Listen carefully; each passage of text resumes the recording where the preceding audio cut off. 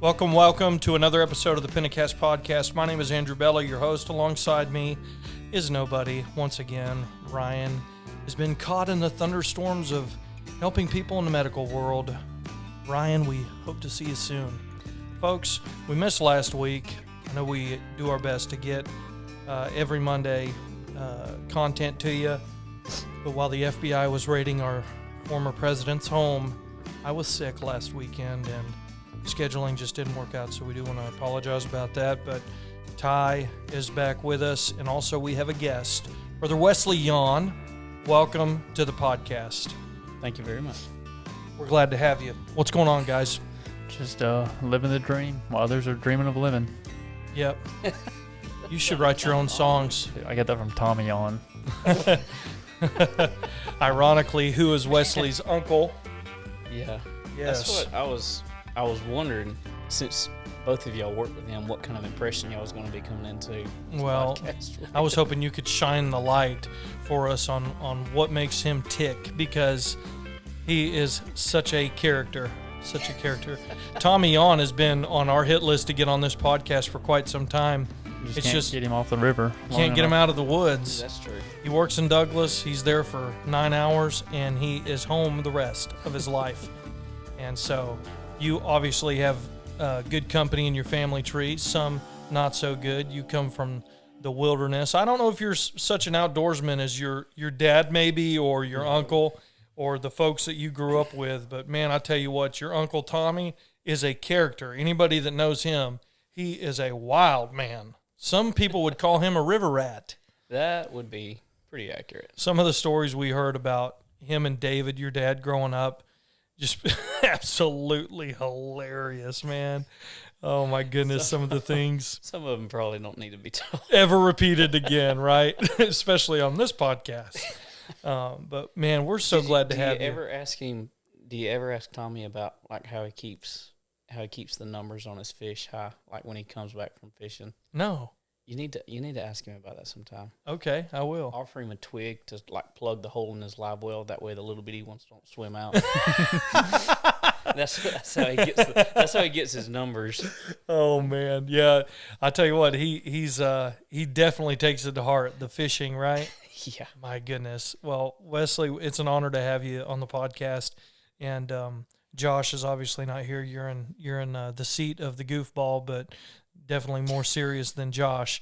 And man, we're just so glad that you're here on the podcast with us. And if there's somebody that I would say, I actually say this a lot in regards to the folks that I go to church with. We go to church with some very amazing people, and I would put you and your wife in that category. You guys are wonderful people, but of course, I've just noticed you over the years and your consistency to the house of God, and also, let me tell you something: negativity is contagious. It's like a cancer, but positivity is also contagious. And anybody that knows you, which there's several people that are going to watch this podcast and listen to it that have never met you before, and they're just going to have to take me for my word, but you are jam up. Always has a smile. If you know his dad, I've never seen his dad frown before. Walks in a church and his smile lights up the room. And so it's almost like a crazy thing to ask you, like, what's your story? What are we talking about tonight? Because in my eyes, I would look at you and go, man, he's probably not faced anything. He's never had any trials in his life, but I'm sure that's not the case. Yeah, that could, in some ways, you could say that when compared to a story like you have, and a story like Ty has, where what God brought y'all out of and the mercy that God showed to y'all. When you first started doing this podcast, you mentioned something to me about coming on here, and I was like, what do I have to say? You know what? I think the same thing to myself. What do I have to say? Well, I think one thing is God is looking for somebody to use regardless of your background, be it So I was raised in church. Grew up on a church pew. Been in church my whole life. I got saved when I was 11 years old, May 7th of 1999, and stayed in church since then. That's not to say that I didn't fail. That's not to say that I didn't slip. That's not to say I didn't make mistakes, but I didn't leave. That's good advice. Did I come close? Yeah.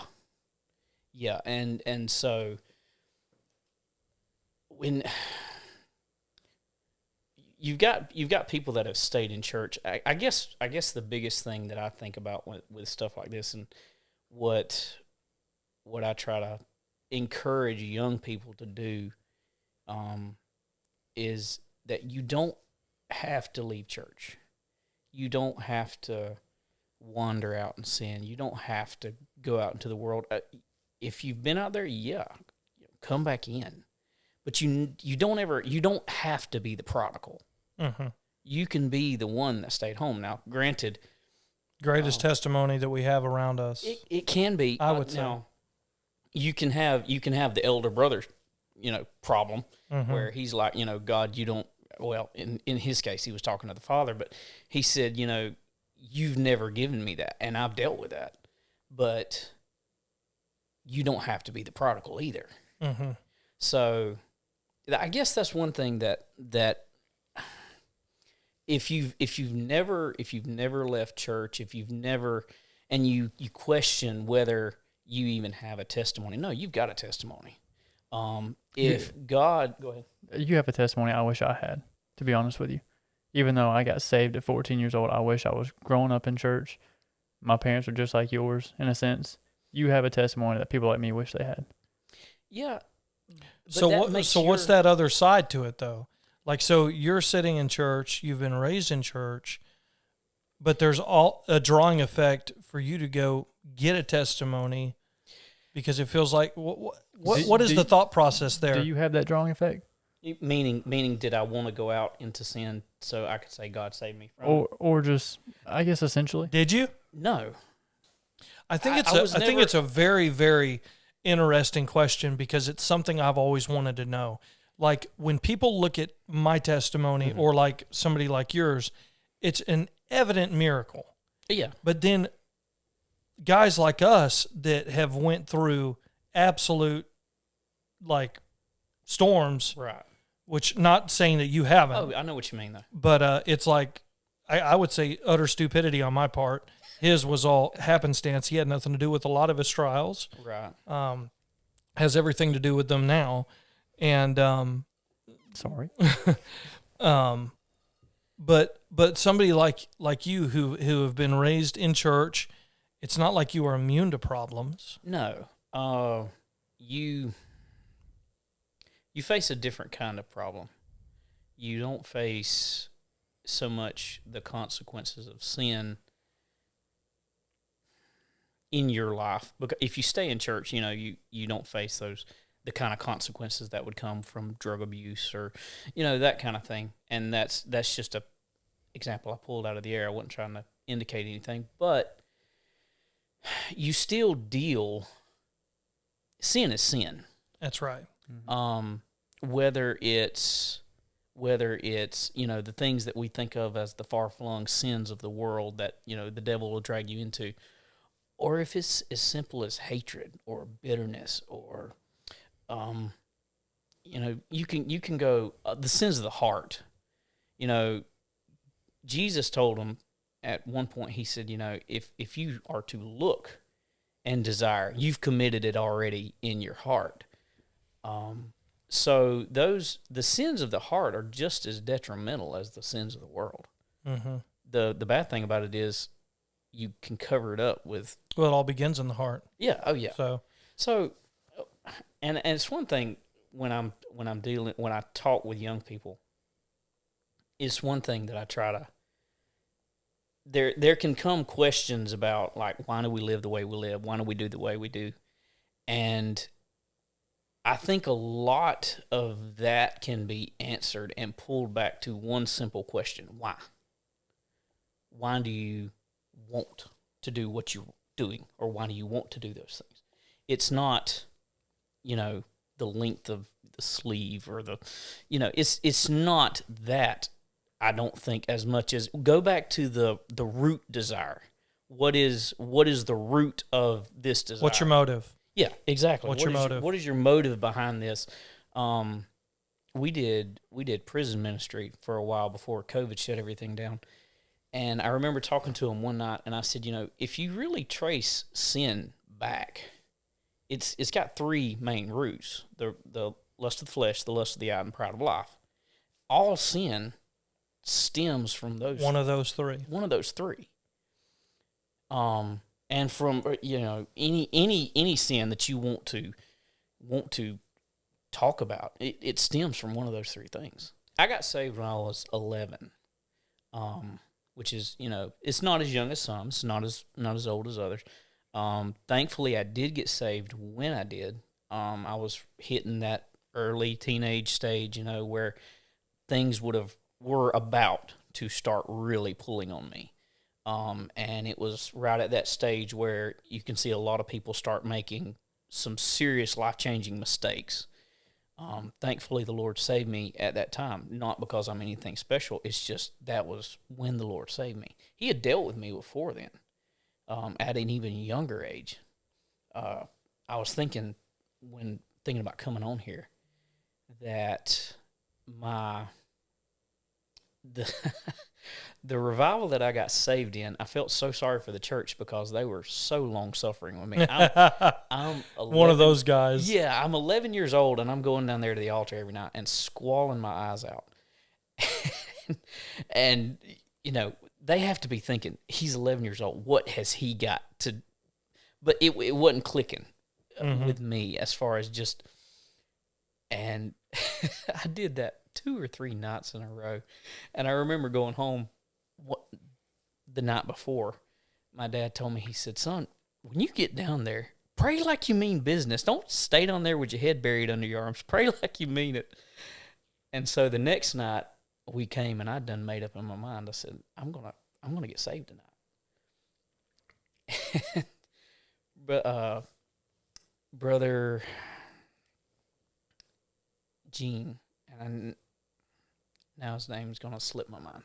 Anyway, Gene Walls? Yes, Gene Walls. Oh, man. So he got up to take prayer requests, and he was taking prayer requests. And, Great man. yes. So as it is with all preachers that you put behind the pulpit, that's a dangerous thing because that can lead to can lead to more than just taking up prayer requests. Right. And it did in his case, and he began to, I wouldn't call it preach, but he began to talk and to deal with the lost people. And I remember sitting there thinking, Lord, if somebody would just give an altar call, I would go down there. Which I'd been going down there every night, but, I remember thinking that. And Brother Willie Guthrie, I never met him. Oh, wow. But I've heard so much about him. So, Brother Willie Guthrie, I'm not sure. I can't remember the exact transition as to how it went from Gene to Brother Willie, but he got up and said, he gave an altar call, basically. He said, if I wasn't saved tonight, I believe what I would do would be to come down here to this altar and get saved. And I hit the altar. And that night, I meant business. Really? I wasn't. I thought That's I meant, awesome, man. I thought I meant business the other nights before, but Well, you're a young kid, yeah. man. You're trying to understand it all. Yeah, I was definitely immature. The motivational speech my dad gave me really Yeah, helped with that. come on, man, put up or shut up. So I did. I hit the altar, and I don't know what the people thought, but what I distinctly remember was screaming, like, God, I want to be saved. You knew. Oh, you yeah. knew you wanted it. It didn't take 10 seconds. I don't think I said it 3 or 4 times. Man. And it felt like somebody took a cold bucket of water and poured it over the top of my head, and I just felt it run all the way down me. And I started laughing, saying, I got it. And Brother Edward Day was across the altar from And yes, a bunch of preachers around you. Stars. Yeah. Brother Edward was right across from me, and my mama was behind me, if I remember correctly. And he looked at her, and he said, I think you got it. Really? Wow. So that was then. I mean, God did an amazing work. We left. We ended up spending the night with my grandmother that night, and my dad told me as we was leaving, he said, "Well, I would tell you to behave, but I don't think I got to worry about that now." So that was God. God is amazing, and like I said, saved me at a young age. Yeah. And you would, like you said, you wonder, someone that's been in church all of their life, whether they've faced storms. Oh, that's I don't question that. Oh, I know you don't. I just question want to know how the devil fights them differently than maybe we fight ourselves. And I'll explain. Because of my testimony. Yeah, there were a lot of things in my testimony that were out of my control. As far as my upbringing and things of that nature, problems that my mom and dad had with their marriage, that was totally out of my control. Right. When it became in my control is when I knew to do good and did it not. Yeah. And with a lot of my decisions prior to being born again, I deliberately sinned. I deliberately chased after the party life. That's what I wanted. Right. And there's no doubt I did it to myself. So after salvation, if there's something that goes wrong, my mind immediately goes back to, well, if there's something wrong, it has to be you, because you're the one that has caused all these issues in your life. The way in the past how the devil has fought me has been to just say, it's obviously something you're doing wrong. You're not close enough to him, so you've got to do something more. You've got to dig harder. You've got to, scream so the church chandeliers shake. There's something that you're doing wrong. And I have found myself in a lot of times in a trial where I necessarily wasn't doing anything wrong. I was just in a trial. But the only way I knew how to cope with it was, beating myself over the head because I have always been at fault, So how does the devil fight somebody like you going through a trial? No differently, right? Differently. So if, you can't dig into my past and find any horrible drug abuse or anything like that. But he doesn't, if he can't blame your past, he just blames you. Exactly. It's your fault. You're not good enough for God. You're not acceptable to God. You're not doing enough for God. And it has the same effect if you listen to it. And I've been guilty of listening to it. All of us. So you're not, he fights us all regardless of our past. And he knows what buttons to push. He's got speed dial on some of us.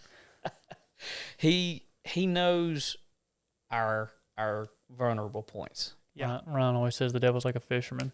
He says he knows what baits to put out to get you. He knows. He does. If he said that one don't work, he'll use a different one. He said he'll go to the first one he knows you usually catch on. Oh yeah, and that's true. And you can, and it's like I said before. You look back at this, the sins that you had before. Sin is sin. Hatred is just as much of a sin as drug use, or chasing after the party life. And those are the things I think that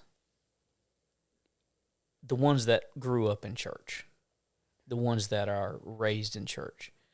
You think those are the ones I think they struggle with that the most? At least in my case, that's what I don't think you're wrong. So it's less of like a physical sin and more of like an inward heart sin? Yeah. Like a tangible sin is like somebody, the way we would describe a sin, okay, is, hey, that guy's got a liquor bottle in his hand and he's a drunk. He's a sinner. Oh, yeah. Okay? But somebody who's been raised in church, they may not ever struggle with holding a liquor bottle in their hand, but they run every single human being down that they can. Yeah. And in God's eyes, it is no different. So, I was never tempted to to go out and drink after I got saved. I was 11, so it wasn't a temptation so much before. You weren't like Josh, mad at God at 5, tattoo Well, at 7. No. Was it the kind that came in the little bubble gum packet? More than likely. But he was just as thug Well, life then as he is now. Yeah. You're 11. You're not thinking about Yeah, alcohol. you're not looking. And not only that, it's not your culture. It's not what you were. No, I mean, no. You want to be like your dad. Your dad is a preacher. He's an amazing guy. My dad is a Right. drunk. Right. He's, So, but you aspire to be like, right. The man who's raised you. no matter how awful or how amazing they are, you always aspire to be like those that. Because that's the image of a man. That's Jeez. right. That's your dad, And so what is really hard for a guy like me to really wrap my head around is, yeah, you may have not had the greatest example. My dad, to me, was awesome. But he wasn't the greatest godly example. Right. Okay?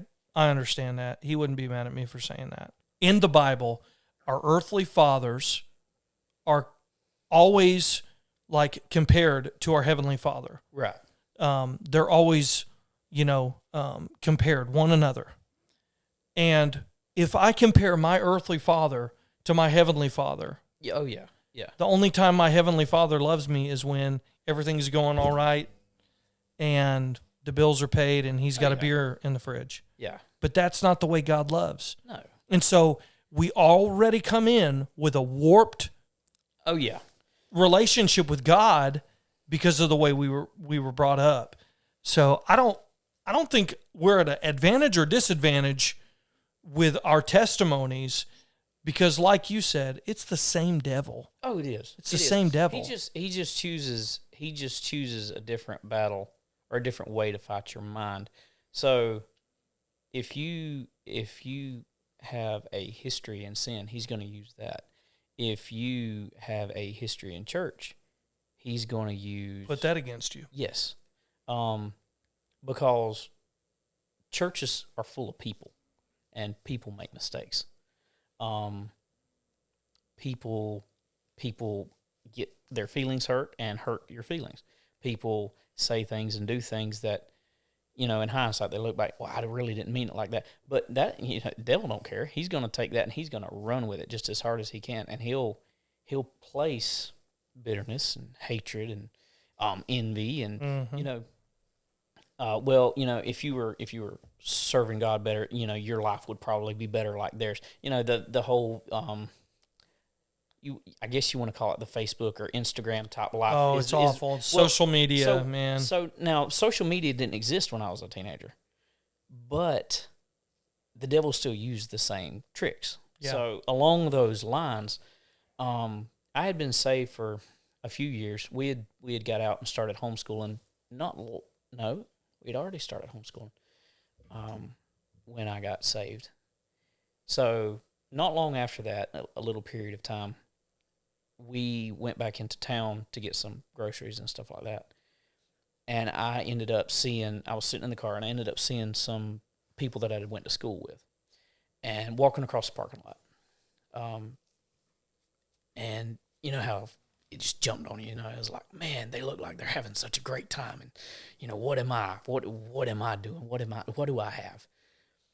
And it really bothered me. It bothered me a lot. And it wasn't that I was tempted to go sin, but, when somebody says, hey, they're having a better time than you, that's going to bug you. Yeah. So I remember going back home, and we had a little building out there that my dad used as a study. And I went out there, and I got down and started praying. I can't remember how old I was at the time, 14, 15, something like that. And the Spirit of the Lord came down in that little bitty building and just filled it up. And I felt God speak to me and say, yeah, they might be having a good time, but they don't have this. And that meant it was a personal touch. That's awesome. God doesn't. So a lot of times we can get the impression that God doesn't understand what we're going through. He does. He does. He does. He knows exactly. But the devil would have us think nothing other than that he doesn't understand what we're going through. That we're alone and by ourselves. Oh yeah, yeah. He'll make you think that. I've told this, and Ty and them have heard me say it in the Sunday school class, is that I feel like the teenage years of your life are some of the most unfair. They're awful. Truly awful. Terrible. I absolutely despise my teenage years. So you're going through life, and you're going through all of these physical changes. You're going through all of these mental changes. You're going through all of these life changes that are really and truly devastating. You're being asked to make decisions on things that is going to affect you for the rest of your lifespan. You're not, you have the question of career, you have the question of spouse, you have the question of education. You have all of these huge questions that are going to affect you for the rest of your life. If, for the most part, you can change careers. Yeah, you can change things about your life, but my mentality has always been, I want to start it off right. That can hold me up in a lot of things as far as getting things done. But in my mind, I want to have it figured out. I want to know what the end result's going to be before I ever go into anything. And if you're looking at it like that, that can paralyze you, because you're thinking, well, what if I make a mistake? It's overwhelming. Oh, it is. To think of it like the massive picture of it. It is. So you're looking and you're saying, I'm making a choice on career that, am I going to be wanting to be in this career in 10, 15, 20 years? I'm making a choice about a spouse. Am I, you're making massive decisions purely out of guess and purely off of emotion. It feels that way. It really does. When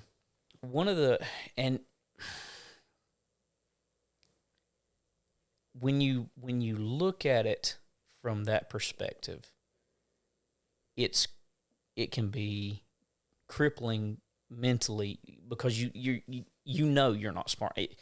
If you have any sense at all, you're not smart enough to make those decisions. Yeah, that's one thing the devil never fought me with. Really? Making me think I was smart. He knew I was an idiot. Just let him, yeah, he knows.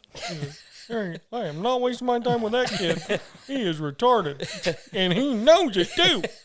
Well, no, I knew I was retarded too. I knew that I could not make those decisions by myself. So for me, and we was talking about this earlier, I love to read. I've always loved to read. And favorite book? Non-spiritual. I didn't want you going Hezekiah No. or Zechariah. No, Proverbs. Oh, really? Mine Proverbs. too. So for me, as far as a spiritual I'm pretty sure Hezekiah is not a book in the Bible, by the way. I just wanted to clarify. That was my retarded moment. I said Hezekiah. So, he needed a book, but whatever. So we know, according to Scripture, that Solomon was the wisest man. Until Jesus Christ. But as far as just a man, the Bible tells us he was the wisest man that ever lived. For me, I always looked for, if I had a question to something, I looked for a book about it. That was my solution to things. Weird, I know, but that was how I looked at things. And what you're essentially telling me is that the wisest man that ever lived wrote a book about life and how to live life. Exactly. I gobbled Proverbs up. I just over and over, and I still to this day I'll reread it every few months, go through it. Do you ever wonder, the wisest man ever to live other than the coming of Jesus, and yet he fell? Yes. That does puzzle me. It doesn't me. And I'm not saying that. I'm not trying to sound arrogant when I say that. No. If you read Proverbs and you read Ecclesiastes. So obviously Proverbs, you got Song of Solomon. That was when he was a really young man. You got Proverbs, which is That's like my favorite book. So you got Proverbs. Okay, I feel like he's in that mature stage when he's writing this. He's in that. Do you think Ecclesiastes is in the sunset of his life? He looks back. He's an old man. He looks back over his life. That's what I feel like is he's an old man when he's writing Ecclesiastes. Now I have no, theological degree to back any. Well, of I mean, this you stuff. look at what he was writing. He was talking contemplating. out of an older perspective. Like, look what I've done in my life. Oh yeah. So he's looking. You've got the 3 books that he wrote, and Proverbs is right in that sweet spot to me, to where it's applicable to cover your whole life. Now, Ecclesiastes, you read Ecclesiastes to get humble, because you don't read Ecclesiastes for an uplifting spiritual experience. You read Proverbs humbles me. It does. Ecclesiastes is more of a gives you a perspective on life to say, which if you read it wrong, it can be depressing, but it can give you a proper perspective on life. Proverbs, though, it can be applied at any age. It's solid advice from the wisest man. I don't care if you don't even believe in God. If you want to have a good, successful life, the principles taught in Proverbs, you can apply them to your life, and you'll have a pretty decent life. Oh, yeah, yeah. And I mean, you want to 'cause enhance it, you want to make it even better, serve God. It was just wisdom. I mean, Yeah, it was pure just wisdom. really what it was. But one of the things that he says in there, and I looked it up, he's talking about, trust in the Lord and lean not on thine own understanding. In all thy ways acknowledge him, and he shall direct thy path. Amen. And from that point is where I really, when I was thinking about talking tonight, is where I wanted to come from, is the stage in life that you go through as a teenager, early 20s, where you're making all of these decisions that are massive, that are life-changing, that are going to truly influence you for the rest of your life. You cannot make them alone. You can't make them on a whim. You can't make them. I'm not saying, go and have prayer every time you want to walk out of your house. I'm not saying that. But I'm saying that the decisions that genuinely are going to affect you and have the potential to affect you for a year, 2 years, 3 years, or even the rest of your life, pray about those things. Amen. Because God's timing. well, perfect. God has got an answer to those prayers. It may not be the answer you want, but it is the answer you need. Yep. So just moving along in my lifetime, I turned, was it right before I turned 18, I had made up in my mind to go into the military. And I was looking up stuff about it. I was reading stuff about it. I was talking to people about it. And I had made up in my mind, when I turn 18, as soon as I can find a recruiter, that's what I'm going to do. I'd done made up my mind. Really? And I was, quote unquote, praying about it, but I wasn't. Mm-hmm. You had already made up your mind. Yeah, exactly. I had already said, this is what I'm going to do, and I'm praying that it's God's will. Mm-hmm. So right before I turned 18, I got to thinking about it. I got some of that perspective, and I said, this could potentially ruin my life. I tried to join the Army too. Really? Mm-hmm. I failed the drug test. I wasn't praying about it either, brother. Gosh. And that's not, excuse me, that's not to say that, going into the military is wrong for everybody. Amy's brothers, Oh yeah. National Guard. Jordan, Brian Wales, he was in the National Guard. That was actually what I was looking at doing, was going into the National Guard. And I was like, I'd made up my mind. That's what I was going to do. And right before I turned 18, I said, this is a life-changing decision. At the time, I knew, how long I was going to be gone, or supposedly how long I was going to be gone, and all this kind of stuff. Which this was around the time that the first war, or not the first war. Come on, Granddaddy Wesley. No, the war in Iraq was going on during that time, still. And I was like, this could potentially change my life for the worse. Yeah. I got serious about praying about it. And when I got into business about it, when I really, really started praying, I wasn't halfway praying. No, I was saying, God, I need an answer before I make this decision. He gave me the answer. I didn't want it. He said no. I didn't want that answer. I thought I knew what I wanted to do, or I did know what I wanted to do, but it wasn't what I needed to do. Right. Looking back now, I recognize that I wouldn't have been spiritually strong enough to have done that. I would have ended up getting out of church. How did you take that answer? Did you accept it immediately? Or were you hesitant? No. By the time that I got serious about praying, I was willing to listen to an answer. That was where I had got was, and yes, I didn't like it, but we talk about putting a fleece before the Lord. That is what I did. I prayed. I said, Lord, if it's your will, let this happen, and if it's not your will, this won't happen. Mm-hmm.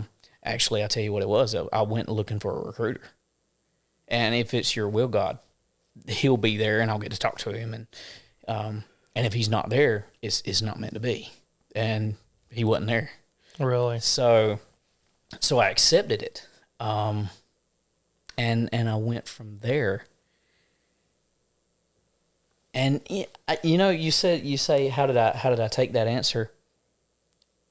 I didn't fight that one, because I felt like once I got that answer, I knew it wouldn't be right. Things after that, things worked out in such a way. I ended up a couple of months later buying a house or a trailer, a few acres of land, moved out right after I turned 18, and things worked out. They wouldn't have worked out that way if I had went the other direction. We try to rush God's plan so many times when He's working something out for us, but we try to expedite the process, and in doing so, we mess it all up. Absolutely. Ruin His will in our life. Oh, yeah. Because we want it now. We are such an impatient generation. I tried deer hunting last year.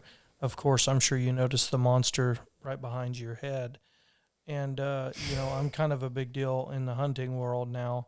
That's bigger than the biggest deer I've ever killed. Well, hey, that ain't the first time I've heard that today. Monster hunter. There you go. What is that, a 6? Yeah, 6 points. Mine was a 5 point. Now, the rack was a lot prettier than that. 6? That's a 6, ain't it? 1, 2, 3, 4. There's 3 on each side, Andrew. Is it really? Yeah. That thing's growing, man.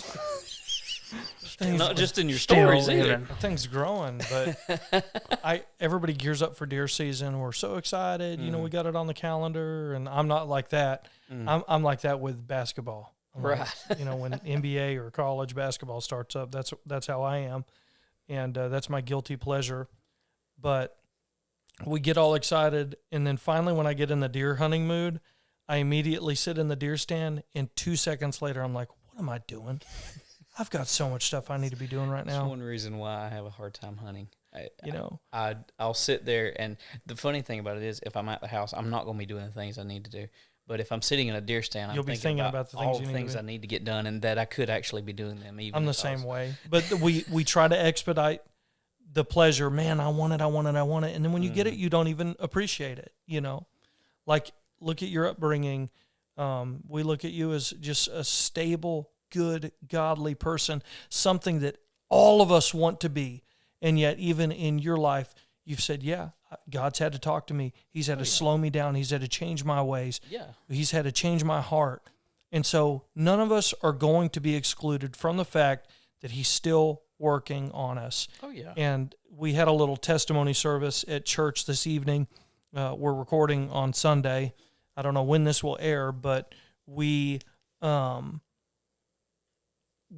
asked, you know, so-and-so testify, or would anybody ever like to testify or say something, just, you know, and then when nobody says anything, the deacons are like, please, somebody stand up, you know, and then they're like, you stand up. You've been a while, you know, and then they'll ask Ty or you, Wesley, stand up, testify, you know. If I could say anything, if I stood up and testified, it would be this: he is still working on me. Yes. I love that song that the kids sing, to make me what I ought to be. It took him just a week to make the sun and the stars, the moon and the earth, Jupiter and Mars. How loving and patient he must be. He's still working on me. Why he can create everything in 6 days, rest on the 7th, and still 31 years have to struggle with messing around with Andrew Bella, I don't understand it. But he is a patient God. Well, you was talking about earlier about how did Solomon, you know, the wisest man, fall. It's because he failed to apply that wisdom to himself. Exactly. So Yep.